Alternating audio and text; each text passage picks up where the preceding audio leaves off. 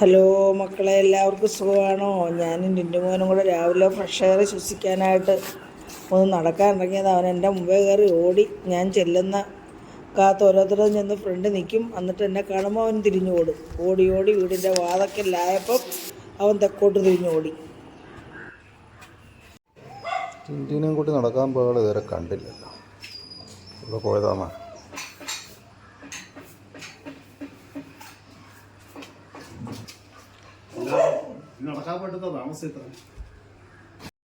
അതെ, നടന്ന് ചെന്നപ്പം വിജയമ്മ ചേച്ചിയുടെ വാതൊക്കെ ചെന്നപ്പോൾ വിജയമ്മ ചേച്ചി അവിടെ അയക്കുന്നു. പിന്നെ അങ്ങനെയൊന്ന് സംസാരിച്ച് ആ കൂട്ടത്തിൽ പറഞ്ഞു, ഇവിടെ വളരിപ്പയർ പറിച്ചത് ഇരിപ്പുണ്ട്, അത് കുറച്ച് തരാമെന്നും പറഞ്ഞ് എടുത്തുകൊണ്ട് തന്നതാണ്. അപ്പം ഞാൻ പറഞ്ഞാൽ എന്നാൽ ഇത് തീയൽ വെക്കാം. പഴയകാല ഓർമ്മ, പഴയ കാലത്ത് ഇത് ഇഷ്ടം പോലെ തീയൽ വെക്കുകയും തോരൻ വെക്കുകയൊക്കെ ചെയ്തിട്ടുള്ളതാണ്. അപ്പോൾ ഇന്ന് നമുക്കിത് തീയൽ വെക്കാം. എന്താ? അപ്പം തേങ്ങയൊക്കെ വറുത്തരച്ച് ഞാനിന്നേ പറഞ്ഞില്ലേ, ഞാനിന്ന് നമുക്ക് വാളരിപ്പയർ ആരെങ്കിലും കണ്ട, ഇതാണ് വാളരിപ്പയർ. അപ്പം ഇത് വെച്ചേ നല്ല ടേസ്റ്റി ആയിട്ടുള്ളൊരു പഴയകാല തീയൽ. പഴയ കാലത്ത് സ്ഥിരം ഇത് വെക്കുമായിരുന്നു, നമ്മുടെയൊക്കെ പറമ്പിലുണ്ടായിരുന്നു. അപ്പോൾ ഇതിൻ്റെ കൂടെ ചേർക്കാൻ 2 സവാളയും 2 തക്കാളിയും 4 പച്ചമുളകും എടുത്തിട്ടുണ്ട്. ഇതിനെ നമ്മൾ നന്നായിട്ട് കഴുകി വൃത്തിയാക്കി, ഇനിയും കഴുകേണ്ട കാര്യമൊന്നുമില്ല കേട്ടോ. അപ്പോൾ ഇത് നമുക്കിതിന് നാര് കളഞ്ഞ് വെക്കുന്ന എങ്ങനെയാണെന്ന് ഞാനൊന്ന് കാണിച്ചു തരാം, കട്ട് ചെയ്യുന്നത്.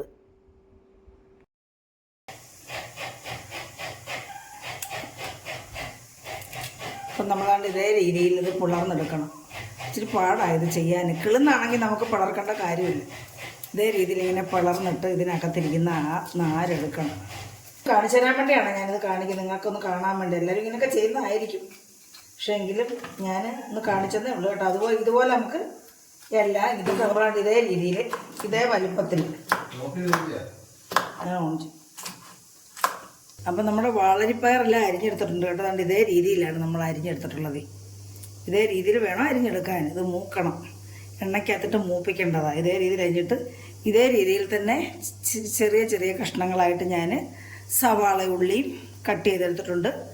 തക്കാളിയും ഇതേ രീതിയിൽ കട്ട് ചെയ്തെടുത്തിട്ടുണ്ട്. പിന്നെ 2-3 പച്ചമുളകും എടുത്തിട്ടുണ്ട്. അപ്പോൾ ഇനി ഞാൻ ഇതിവിടെ വെക്കുകയാണ്. എന്നിട്ട് നമുക്ക് തേങ്ങ വറുത്തെടുക്കണം. ഈ തേങ്ങ വറക്കണം. തേങ്ങ വറക്കാനായിട്ട് ചീനിച്ചട്ടി അടുപ്പ് വെച്ച് ചൂടായിട്ടുണ്ട്. ഇതിലേക്ക് 1 ടീസ്പൂൺ വെളിച്ചെണ്ണ ഒഴിച്ചു കൊടുക്കുക. തേങ്ങ ഒന്ന് പെട്ടെന്ന് മൂത്ത് കിട്ടാൻ വേണ്ടിയാണ്. അപ്പോൾ നമ്മളിതിലേക്ക് തേങ്ങ ഇട്ട് കൊടുക്കുകയാണ്. 1 മുറി തേങ്ങയാണ്. 1 മുറി തേങ്ങ കൊണ്ടാണ് ഞാൻ ഈ തീയൽ വെക്കുന്നത്. നമുക്ക് ഇളക്കി കൊടുക്കാം. മിക്സിക്കകത്തിട്ടൊന്ന് ക്രഷ് ചെയ്താൽ ഇത് ഒരേ വലുപ്പത്തിലാകും തേങ്ങയല്ല, അപ്പോൾ ഒരേപോലെ മൂത്ത് വരും. അങ്ങനെ ചെയ്യാൻ അങ്ങ് വിട്ടുപോയി ഞാൻ കേട്ടോ. ഞാൻ ഓർത്തത് അങ്ങനെ ചെയ്യണമെന്ന്, പക്ഷെ മറന്നുപോയി. അപ്പോൾ നമുക്കിതിലേക്ക് 1/2 സ്പൂൺ പെരിഞ്ജീരകവും കൂടെ ചേർത്ത് കൊടുക്കാം. പെരിഞ്ജീരകമാണ് ഞാൻ ചേർക്കാറ് കേട്ടോ, മസാലപ്പൊടിയൊന്നും ചേർക്കാറില്ല തീയലിനെ. അപ്പോൾ ഇത് നമുക്ക് നന്നായിട്ടൊന്ന് മൂപ്പിച്ചെടുക്കാം. തീയലിന് വറക്കുന്ന അതേ രീതിയിൽ വറുത്തെടുക്കണം, നന്നായിട്ട് വറക്കണം. അപ്പോൾ അത് നന്നായിട്ട് വറന്ന് വരട്ടെ.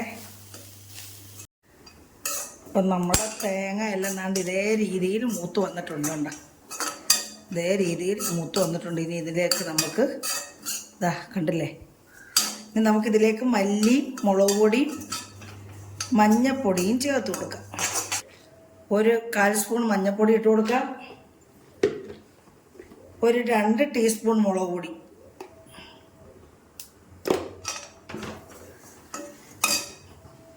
പിന്നെ 1 ടീസ്പൂൺ മല്ലിപ്പൊടി.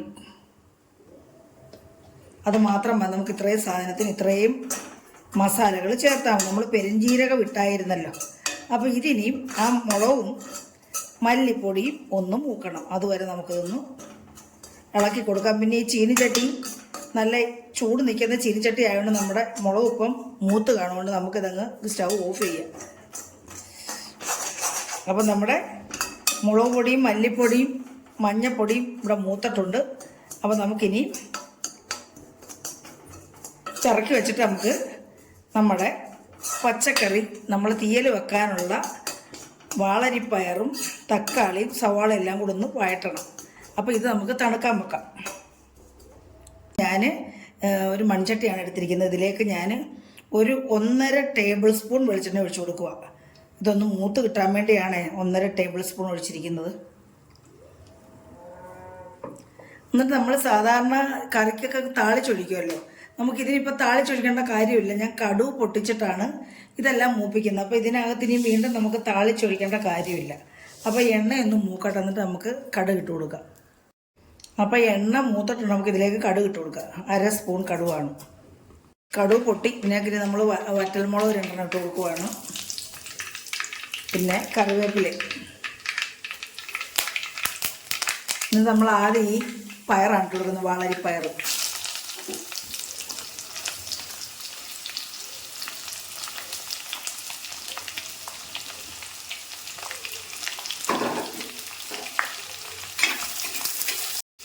അപ്പോൾ ഈ വാളരിപ്പയർ ഒന്ന് ചെറുതായിട്ടൊന്ന് വഴണ്ട് കഴിയുമ്പോൾ നമുക്ക് സവാളയും കൂടെ ഇട്ട് കൊടുക്കുക.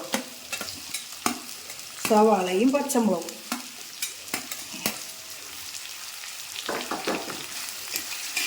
ഈ എണ്ണയ്ക്കകത്ത് കിടന്ന് വഴന്ന് മൂക്കണം. നമുക്കൊരു ഇച്ചിരി ഉപ്പും കൊടുത്തു കൊടുക്കാം.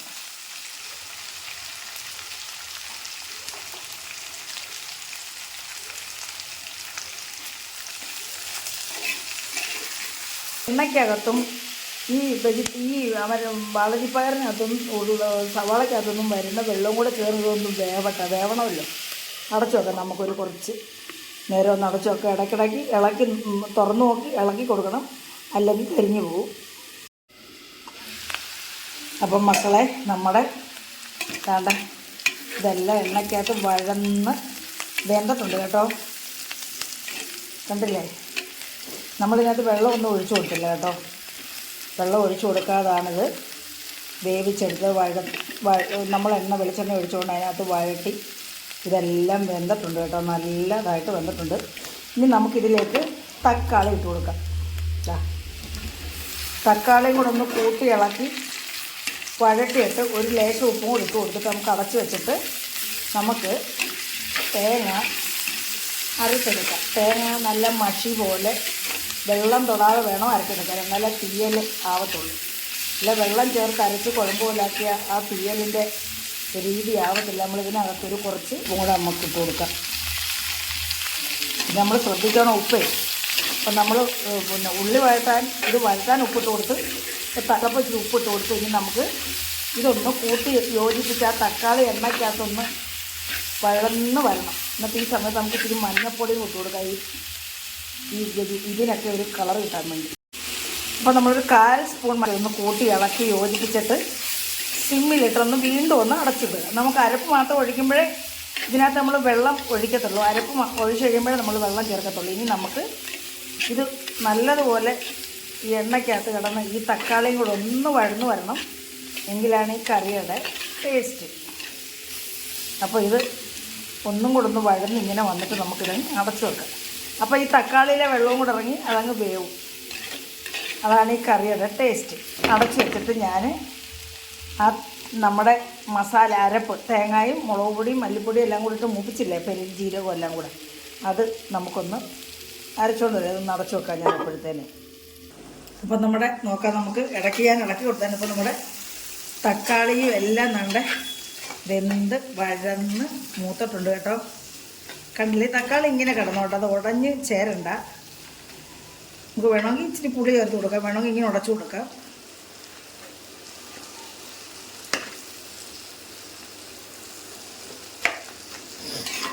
ഉണ്ടല്ലേ? ഈ സമയത്ത് നമ്മൾ അരച്ച് വെച്ചിരിക്കുന്ന അരപ്പങ്ങ് ചേർത്ത് കൊടുക്കാം. കണ്ടില്ലേ? നമ്മൾ വെള്ളം ചേർക്കാതെ വേണം ഇത് ചേർക്കാൻ, എന്നാലേ ഈ തീയലിൻ്റെ അതേ രീതി കിട്ടത്തുള്ളൂ. നമ്മൾ വെള്ളം ഒഴിച്ചാൽ ഇതേ രീതിയിൽ വെള്ളം ചേർത്തിട്ടേ ഇല്ല, വെള്ളം ചേർക്കാതാണ് ഞാനിത് അരച്ചത്. അപ്പോൾ ഇതിലേക്ക് നമ്മൾ ചൂടുവെള്ളമേ ഒഴിച്ചു കൊടുക്കാവുള്ളൂ, എന്നാലേ ആ തീയലിൻ്റെ അതേ രീതിയിൽ പണ്ടത്തെ ആ തീയലിൻ്റെ ആ ടേസ്റ്റും ആ രീതിയും വരത്തുള്ളൂ. അല്ലെങ്കിൽ ഇതിൻ്റെ കളർ അങ്ങ് മാറും, എണ്ണയൊന്നും തെളിഞ്ഞു വരത്തില്ല. അപ്പോൾ നമുക്കിതിനകത്തേക്ക് ചൂടുവെള്ളമാണ് ഞാൻ ഒഴിച്ചു കൊടുക്കുന്നത്. ഈ മിക്സി ഒന്ന് കഴുകി ചൂടുവെള്ളം ഒഴിച്ചു കൊടുക്കാം. മിക്സിക്കകത്ത് ഞാൻ ചൂടുവെള്ളമാണ് ഒഴിച്ചത്, അതങ്ങോട്ട് ഒഴിച്ചു കൊടുക്കുവാണ്. എന്നിട്ടുള്ള തിളച്ച ചൂടുവെള്ളം ഞാൻ ഒഴിച്ചു കൊടുക്കുവാണ്.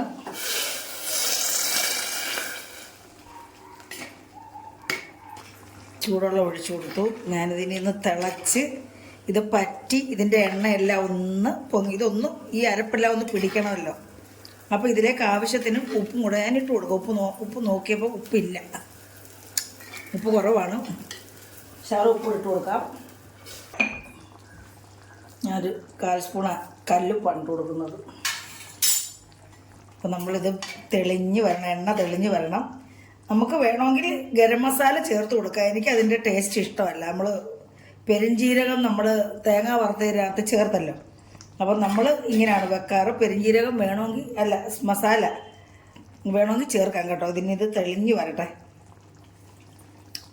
എണ്ണ തെളിഞ്ഞ് പറഞ്ഞ് ഞാനൊരു നെല്ലിക്ക വലുപ്പത്തിലേ ഞാൻ പുളിയും കൂടെ ചേർത്തായിരുന്നു, കാണിക്കാൻ വിട്ടുപോയി. ഇനി നമ്മളിതിലേക്ക് ചേർക്കുന്നത് 1/4 സ്പൂൺ ഉലുവാപ്പൊടിയാണ്. 1/4 സ്പൂൺ മതിയല്ലേ, കഴിക്കും കേട്ടോ. 1/4 സ്പൂൺ ഉലുവാപ്പൊടി ചേർക്കുവാണ്. ഒന്ന് വെന്ത് എണ്ണയെല്ലാം ഒന്ന് തെളിഞ്ഞ് വന്നെങ്കിലേ ഇതിൻ്റെ ആ ടേസ്റ്റ് നമുക്ക് കൂടത്തുള്ളൂ. അപ്പോൾ ഇതൊന്ന് എണ്ണ തെളിഞ്ഞ് വരട്ടെ. ഇച്ചിരി ഒന്ന് തെളിഞ്ഞ് വരട്ടെ, ഒന്ന് തിളച്ച് പൊന്തി വരട്ടെ. അതിൻ്റെ ഇതെല്ലാം വെന്ത് നല്ല വൃത്തിയായിട്ട് വെന്തിട്ടുണ്ട്. നമുക്ക് ഒരു തണ്ട് കറിവേപ്പിലയും കൂടെ ഇട്ട് കൊടുക്കാം.